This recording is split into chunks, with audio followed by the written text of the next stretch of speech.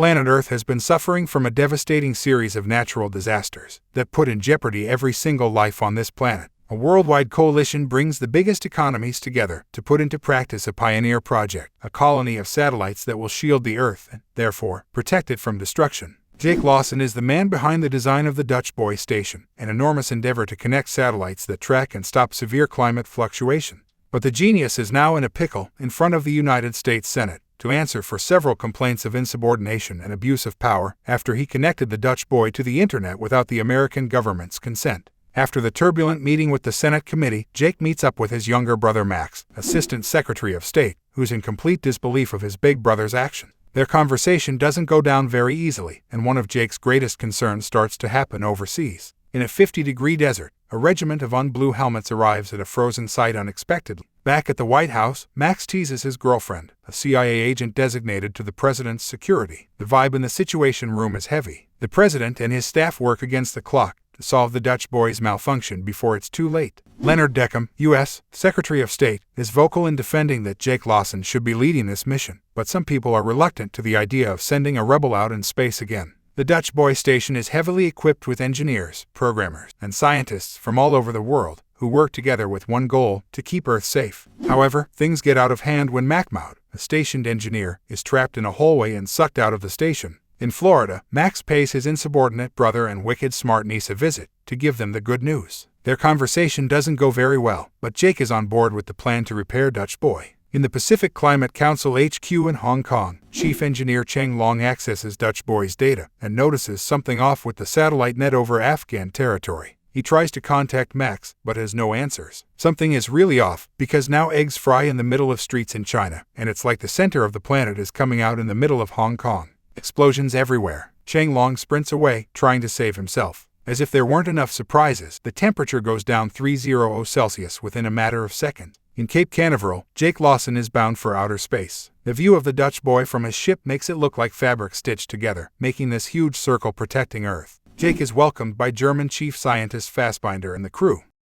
On Earth, Max finally answers Cheng's call, and things are creepier than he thought. The media said that the Hong Kong incident was a gas leak, but Cheng knows that's a sham. He knows better. Before the explosion, the heat wave was unbearable, and the Dutch boy was supposed to record the temperature changes, but there's nothing there, and Cheng's access to the system has been denied. The alleged attempt to cover up Dutch boy's failures may bring it to a catastrophic condition that would trigger simultaneous devastating weather events, called Geostorm. After Max's puzzling talk with Cheng, Sarah leaves for work. She received an order to follow the president at a press conference. Max stays home, nourishing that weird sensation, after Cheng expresses his suspicion.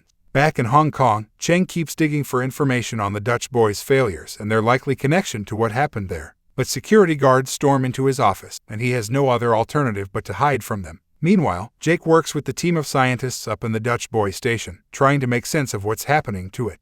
They have a huge assignment ahead of them: scan 1,270 satellites looking for glitches. Time will not fly for them. Max starts his workday by paying a visit to Dana in the research department. Dana is a savvy and clever cybersecurity specialist who happens to be one of Max's greatest friends. He gives her no details on what he really intends to do and says he just needs help with his hologram that's malfunctioning. She has a great bullshit detector when it comes to Max and is pretty sure that he's hiding some juicy details from her. Even though she doesn't know exactly what he is up to, she takes his holoframe to a checkup and confirms his fear. Someone is working tirelessly to sabotage Dutch Boy and its operation, to ultimately cause a global catastrophe. Dana is crystal clear when she tells him she wants to be included in whatever it is he's up to. He dodges her request and leaves before she says anything. She knows that whatever is going on, Max is probably lost, and will need her help. Fassbinder and Jake Lawson are summoned to an urgent meeting with the White House. Leonard Deckham leads the meeting, informing Jake that he will now report his mission findings to his brother Max. As an older brother who happens to also be a rebellious figure, Jake is far from being happy with this news. Fassbinder leaves the meeting after Deckham announces Max's supervision over Jake's work. They have a chance to discuss the details of their family and professional feud in private now. Jake gives the jump start, tossing his lie in Max's face. He promised Jake he wouldn't have to report his research findings back to Max, but now, Max is in charge, and Jake is furious. After everybody leaves, Max cuts right to the chase and tells Jake something is very wrong with the satellite, and that he's unable to access Hong Kong. It's a jackpot to Jake, who insisted that Dutch Boy's failure wasn't a coincidence, but actually foul play. For a brief moment, they discuss what they know so far and some quick theories, but the moment of synergy ends when Jake expresses his utter disdain for his brother's authority. Max, as usual, falls into Jake's trap, and they're back at the older brother versus younger brother fighting contest. Jake's intention is to do whatever it takes to find out what's happening and fix it, even if he has to go against the rules, again. On the other side of the ring, Max, who's totally rule-oriented, is blunt when he says that Jake's career is over if he authorizes anything without Max's approval. Max leaves the meeting enraged after saying some ugly truths about Jake. It's time to check on the Hong Kong satellite. They pull the satellite back into the station, but it immediately begins to show signs of failure, as the satellite doesn't respond to Hernandez's commands. The scientists are appalled by the lack of response the satellite is showing, but when they think things have got weird, the giant machine goes berserk and spins around the hangar. It's like the Hong Kong satellite is conscious and determined to smash everything and everyone. The satellite finally stops after crashing against the hangar structure. Jake takes every piece of the satellite to manufacturing so their investigation can begin. Any information that could solve this puzzle should be in the satellite's database. The team working on the rescue mission for the satellite's drives hit a roadblock when they realized that the crash destroyed all the corrupted drives. Doucette, a member of this scientific task force, recalls something unusual that might help the group on their quest. After the accident that took Macmout out of the mission, Doucette notices that not every panel has been destroyed. There is one panel that got stuck and seems to be intact, even after being sucked out violently. If they get to that panel and manage to take the corrupted drive out of it, they might get a chance to solve the Hong Kong satellite mystery, but it's a challenging mission to go outside.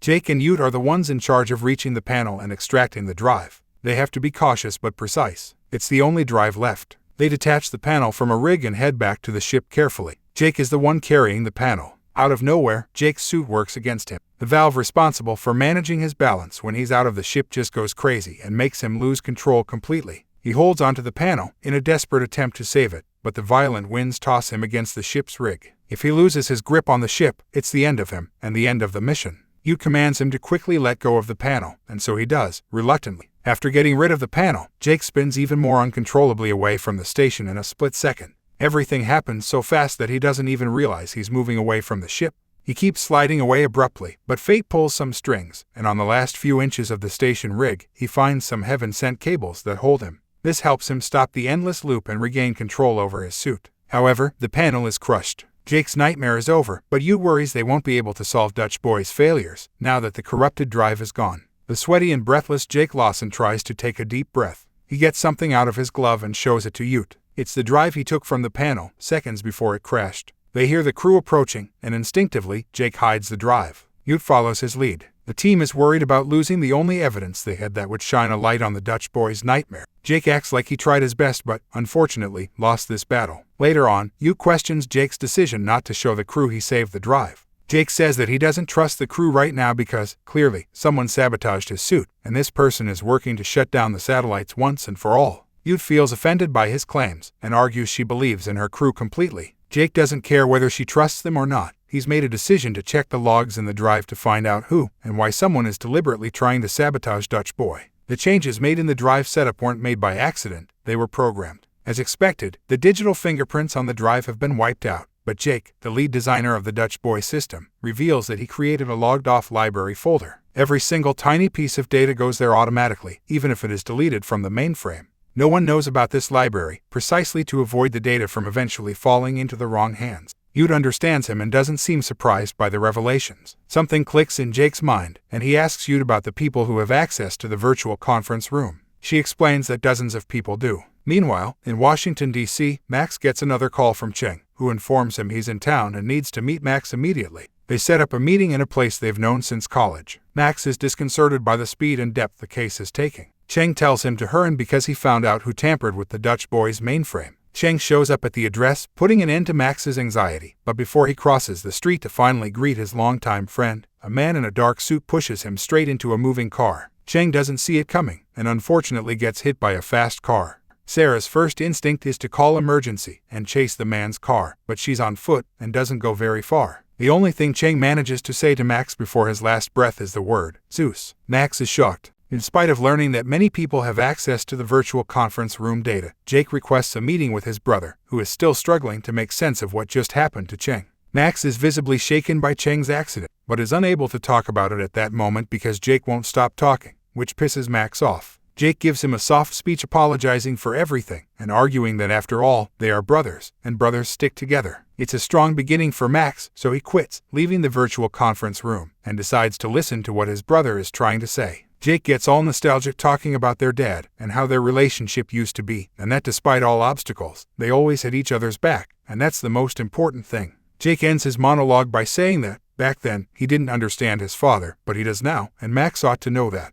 Jake ends the transmission. It's the first time in years that Max feels some level of joy after talking to Jake, so he sprints down to the cybersecurity department to share his blissful moment with Dana. In Dana's lair, he briefs her on the message, and she gives him the usual sarcastic replies. He gets right to the point and says that Jake makes no sense at all, and that the message has actually a coded message beneath it. Dana takes only a few seconds to crack the code, and Jake's real message is jaw-dropping. According to what he's seen so far, Jake tells Max that someone within the government is sabotaging the program, and that Max shouldn't trust anybody because there's proof of the conspiracy. Max and Dana understand that they have to get into the White House security network, but neither Max nor Dana have access to it. The only person they know that has access to the White House network is Sarah, Max's girlfriend, and that would be a huge crime. Sarah gets home after the chaotic sequence of events involving Cheng and finds out Dana is there with Max. Max explains everything and begs for Sarah's help. He needs her credentials to access the White House security network and look for evidence of something called Project Zeus. Sarah is baffled by his outrageous request. She happens to also be a rule-oriented person who values her position as an agent of the Secret Service. Max doesn't give up, and after a heated discussion, she complies. They're running against the clock now. The mission to unveil the shocking conspiracy against the Dutch boy program continues in outer space as well.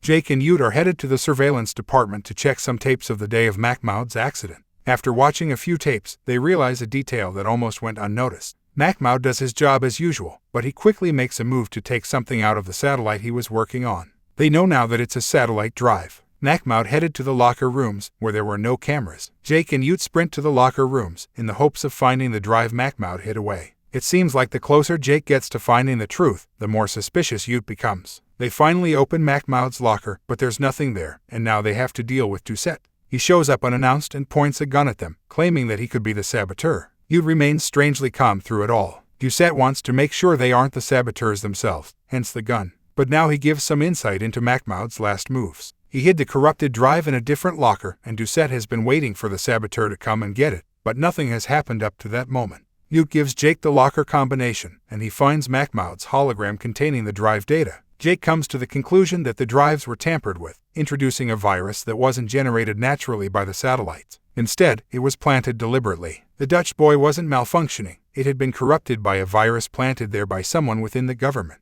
Back on Earth, Sarah gives Max and Dana access to the information they need from the security network. Bingo! They find Project Zeus, and it reveals the location of every Dutch boy's satellite, including the malfunctioning ones in Afghanistan and Hong Kong. They discover the sham behind the alleged malfunction of Dutch boy. In fact, someone from a high post in the government has turned Dutch boy into a weapon of mass destruction. Max rushes back to the virtual conference room with Dana. She works on the network and finds a breach, so they can have a conversation through a safe line without getting caught. Max confirms Jake's worst fears, that there is indeed a saboteur, who's doing whatever is necessary to completely shift Dutch boy's purposes into something far darker. Jake comes up with a solution to put an end to the virus that has corrupted the Dutch boy's system. Whatever the plan is, Max makes sure Jake knows that he authorizes everything, which makes Jake mad. The system disinfection, so to speak, is not simple or easy. It requires many steps and many passwords, and these passwords are very well kept in the hands of one man, and one man only, the President of the United States, Andrew Palmer. Not the easiest man to get access to. Jake comes with information that takes the investigation and conspiracy to a whole other level. Whoever is operating on Dutch boy's sabotage has access to a piece of highly classified information, a backdoor that archives every piece of data Dutch boy has ever recorded. The thing is, only a handful of people know about the existence of this logged-off system, and one of those people has sealed the access of the others. One of those people is President Palmer. Max is outraged by Jake's implication, and ends the conversation. Max sprints to the president's next appointment, to brief Sarah on the latest findings. They have to find a way to get Palmer's holoframe, where all the passwords are kept. However, being the busiest man on the face of the earth, he's always surrounded by people, and that is a giant obstacle to overcome. Sarah has the idea of taking advantage of a small window President Palmer has before official events, when he requests some private time to make phone calls. That's the window Max will use to get to Palmer's hotel room and steal the holoframe, and to do that, he'll have to use Sarah's security clearance. The decay of the Dutch boy speeds up, and now has more than 200 satellites malfunctioning and destroying entire cities all over the world. Jake comes up with a dangerous maneuver, but it is the only available option at his disposal right now. He'll activate the satellite's replacements without retrieving the damaged ones. This way, the replacements will automatically take their places and destroy the damaged satellites that are still in place. The catastrophic results of the Dutch boy's sabotage now have a countdown. The next disastrous climate event will take place within 90 minutes. Before Max has any time to think and consider the new information, Deckham asks him to have a talk in private. Deckham is a blunt man and asks Max why he's lying to him and the president. Max shares everything he found out about Project Zeus and Dutch boy's problem. Deckham can't believe him, especially when Max tells him that President Palma is responsible for putting this global catastrophe into motion. Deckham doesn't give him good news. President Andrew Palma's hologram can only be accessed with his 10 fingerprints and eye scans, so that means that they'll have to reason with the president. In the meantime, Dutch boy's station is now collapsing. All accesses are denied, and the only person capable of activating and deactivating the system is Duncan, so Jake rushes to find him. Jake's approach is not friendly at all when he sees Duncan. The programmer flies onto the computers after Jake tosses him away, accusing him of being responsible for planting the virus in Dutch boy's system. But Duncan has brought a gun. The fight intensifies as Duncan fires the weapon, hitting a glass window. Jake sees the glass cracking and sprints away, closing the door behind him. The glass window cracks open and sucks Duncan out of the ship. Max and Deckham don't have much time to talk to Palma, so they rush to the president's holding room. Deckham asks Maxim if Cheng gave any other information to him. Max immediately stops breathing for a second, because he never brought Cheng's name into the conversation with Deckham, but he has no time to react. Deckham attacks Max with his gun, but Max is fast and runs away toward the president's convention. Deckham hunts for Max like a shark. Max is faster and finds Sarah to give her the big news. Deckham is the mind behind the vicious plan. He wants everyone who intends to become the next American president to vanish away with the horrifying weather event that's to come, leaving him as the sole candidate. Sarah understands that Palma has the collection of codes and passwords that can shut the Dutch boy down, so Max says the obvious: they have to kidnap the president. Sarah takes a deep breath and communicates to the Secret Service team that there's an attempt against the president's life, and that he should be evacuated at once. Back at Jake's station, the entire system collapses. Sarah takes Palma to Max, and the trio run away in a stolen taxi. The Geostorm Devastation continues and gets closer to Florida. As Sarah drives, Max updates Palma with everything he knows about the sabotage and Deckham. Deckham's goons keep chasing Sarah's car as a violent thunderstorm starts. Sarah is great at her job and gets rid of Deckham's goons. The Dutch boy crew has to flee quickly in the evacuation shuttles. There's no time to lose, and Jake decides to stay put to shut down the program. It's the only way to save Earth. Yu tries to talk him out of it, but she also knows that it's necessary. They say goodbye to each other, and she leaves. Deckham doesn't give up on his plan to destroy President Palma at all costs. He misses him once again, and Sarah arrests him at last. Geostorm mass destruction keeps wiping populations from the planet, and now it's Dubai's time. Sarah, Max, and President Palma finally get to Cape Canaveral and learn that Jake chose to stay. Dutch boy is in self-destruction mode, and the countdown is T-8. Sadly, Jake and Max have to say goodbye to each other, because shutting down Dutch boy's program will, indeed, stop the Geostorm, but not the self-destruction. That's Jake's last chance to apologize to his little brother. The virtual transmission ends. Jake has only a few minutes to kickstart the shutdown, but his access codes are wrong. Yu comes out of nowhere and joins him.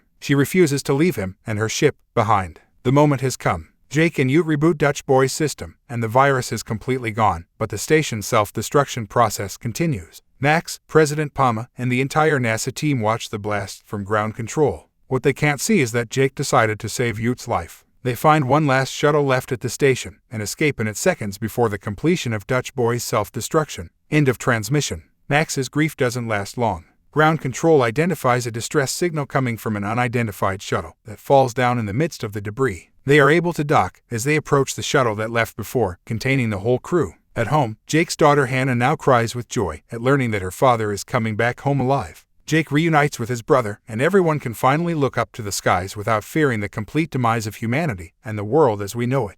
For the first time, Hannah has the chance to go fishing with her dad and uncle in peace.